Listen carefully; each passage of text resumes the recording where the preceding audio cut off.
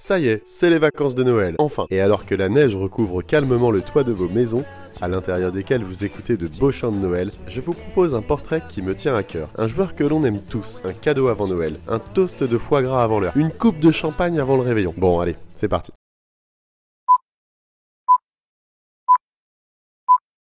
Brian David Scalabrine est né un 18 mars 1978 à Long Beach, California. Un 18 mars comme Olivier Mine. Toujours plus loin, toujours plus haut, toujours plus fort! Mais aussi comme un autre Californien membre d'une équipe à 5 personnes, Adam Levine, des Maroon 5.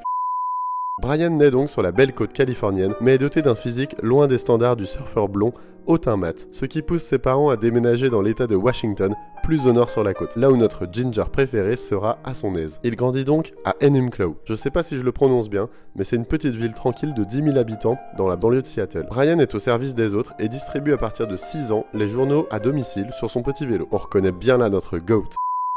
C'est donc dans cette ville qu'il débute le basket et il rejoint naturellement l'équipe du lycée. Passage éclair dans l'université d'Highline College dans l'état de Washington, il gagne surtout Southern California où il s'impose comme meilleur marqueur de cette équipe d'NCAA 1. Il se présente à la draft en 2001 à l'âge de 23 ans et est sélectionné en 35e position par les New Jersey Nets. Il intègre alors une équipe qui joue les premières places à l'Est, autour de Jason Kidd, Kenyon Martin ou encore Richard Jefferson. Il connaît ainsi dès son année rookie et sophomore les finales NBA. Il joue alors un rôle de joueur de banc pour une petite dizaine de minutes. C'est lors de sa 4e saison avec les Nets qu'il joue un rôle majeur. 21 minutes de moyenne, 14 titularisations pour 6 points et 4,5 rebonds de moyenne. Scalabrine est surtout remarqué pour son investissement, sa bonne humeur qui soude n'importe quelle équipe dans le vestiaire mais aussi sur le terrain. Et il est également reconnu pour ses qualités d'analyse et son très bon QI basket. Il est d'ailleurs souvent utilisé par les coachs comme relais d'entraîneur sur le banc ou sur le terrain.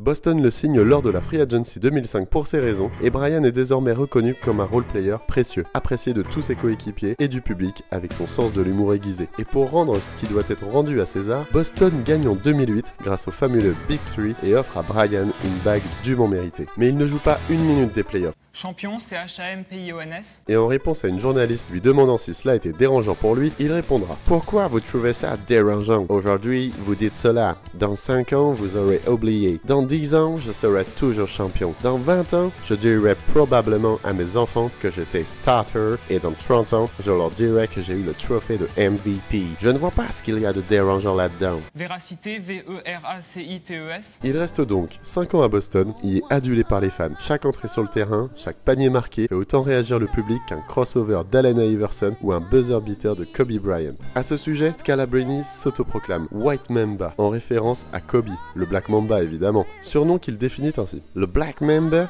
est le serpent le plus meurtrier au monde. Une morsure était mort. Le White Mamba est le serpent le plus reposé au monde. Il chill, il observe et chill. Ah, sacré Brian, toujours le mot pour rire. Coach Tibb, ancien assistant d'Aces, le fait venir en tant que 12e homme à Chicago lors de la Free Agency 2010. Ce seront ses 2 dernières années de carrière en tant que joueur, où il entretiendra sa légende avec des entrées sur le terrain de plus en plus rares et courtes, mais toujours plus attendues les unes que les autres. Au United Center, le garbage time se transforme alors en véritable ambiance de finale NBA. Oh! The man! The myth! The legend! The White Mamba! Toujours plus loin, toujours plus haut, toujours plus fort! En 2013, après sa retraite de joueur, il rejoint le coaching staff des Warriors en tant qu'assistant coach sous la houlette de Mark Jackson.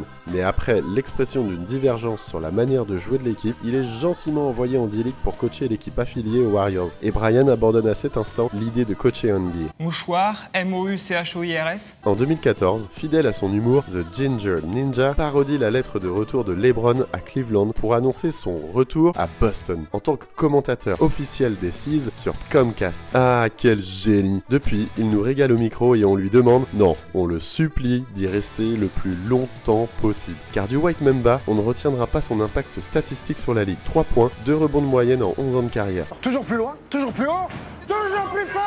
Non, on retiendra tout ce dont on a parlé avant. Sa dévotion pour l'équipe avec qui il joue, son amour pour le jeu, son QI basket et surtout son humour décapant qui rassemble et fédère tout un groupe. Altruiste, Brian Scalabrine s'est certainement toujours considéré comme chanceux de jouer dans la grande ligue et en a non seulement savouré chaque instant personnellement, mais en a aussi fait profiter tout le monde. Alors je suis certain que vous vous joignez à moi pour ces mots de conclusion. Merci Brian pour ces moments. Et c'est très touchant ce que vous venez de dire. Ah oui, et j'allais oublier. Joyeux Noël les bros! Here we go! He knows you're away. He knows if you get mad. So be good for goodness sake. Oh, better watch out. Better not cry. Better not pout. I'm telling you why. Santa Claus is coming to town. Santa Claus is coming to town.